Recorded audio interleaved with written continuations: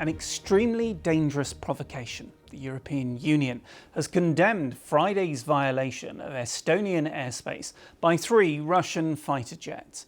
Estonia has requested urgent talks with its NATO military alliance allies after the incident. Estonia's defence minister called the 12-minute incursion unprecedented. The Russian aircraft were intercepted by NATO pilots. The Swedish military published these photos of the Russian aircraft taken after they had left the Estonian airspace. Russia's defence ministry denied it had violated Estonia's airspace.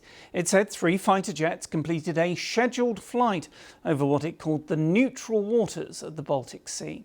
The EU's foreign policy chief said Russia was testing the West's resolve and it must not show weakness. President Trump said it could mean big trouble. Joe Inwood has the latest.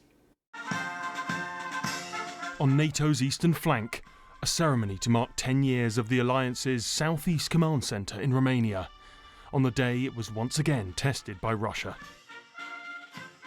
It was near the island of Vainglu in the Gulf of Finland that today's incursion took place. Italian jets were scrambled.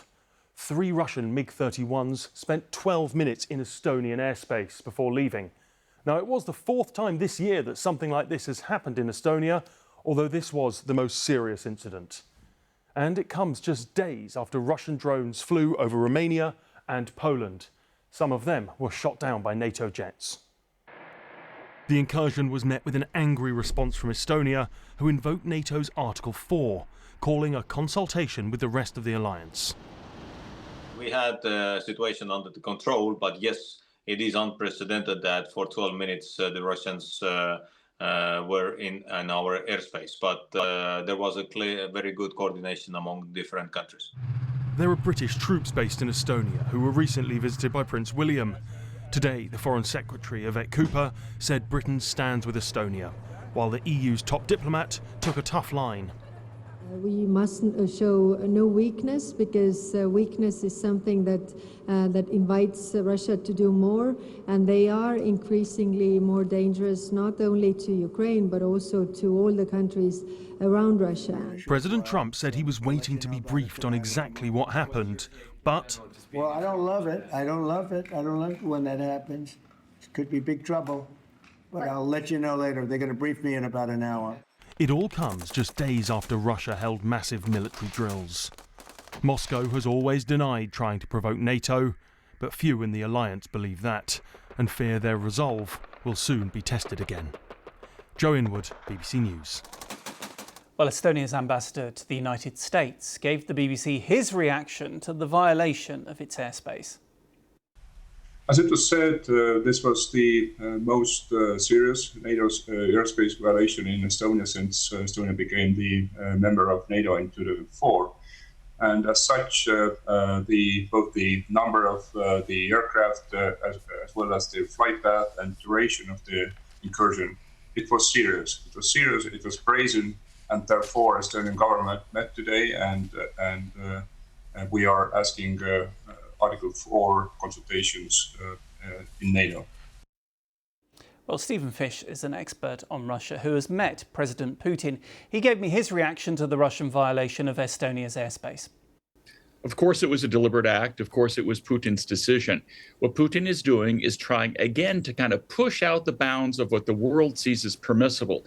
He commits kind of outrage after outrage, and then when the West doesn't respond strongly, kind of pauses, and then he commits the next outrage. And then we become accustomed to what he's doing. And what he's doing is both flexing his power in the world. He looks like a very strong leader, while the West kind of recoils and doesn't respond to these things.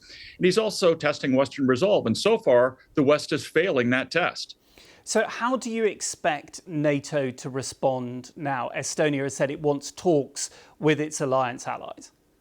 Let's ask ourselves what Russia would do if MiG fighter aircraft from the United States or another NATO country flew deep into Russia's airspace, turned off the transponders, had no connection with anybody on the ground, and went halfway into Russia. Which is pretty much what these MiGs did in Estonia. Estonia's a small country. They covered a lot of territory in 12 minutes. What would Putin do? Would he call an urgent meeting of his allies to discuss the problem? Would he issue a strong statement condemning it? Or C, would he shoot down the airplanes? He would shoot down the airplanes, and that would be an entirely defensive reaction. Look, at some point, NATO is going to have to realize that another sanction on this or that Russian company is not going to dissuade Putin. He is getting more rather than less aggressive over time. He is betting that NATO and Western countries in general are led by cowards. And he's betting that people in Europe and the United States are so risk averse and so addicted to comfort that they're not willing to take chances to protect their very own security. And again, so far, he is proving to be right. And is that partly because he thinks President Trump won't do anything? He said he's not happy, but realistically, what could President Trump do? Well, President Trump could head a strong NATO alliance. And he could, the United States and the rest of NATO countries could basically blow the Russians out of Ukraine in about 48 hours if they decided to do so, without even entering Russian airspace. That would be a strong action. That's the kind of thing NATO perhaps should have done several years ago. He could also just, join with the rest of NATO allies and try to put forward a strong front. The problem is, Trump is much more interested in being Putin's friend and in kind of joining Putin's autocracy international as a junior partner than standing up for America's force multiplying alliances that have served world peace in the United States so well. Putin knows that Trump is on his side. At the very least, Trump will never stand up to Putin. We know that very well. Obviously, that complicates things for European leaders, but it also means that they have to be extra strong, extra united in facing down the Russian threat.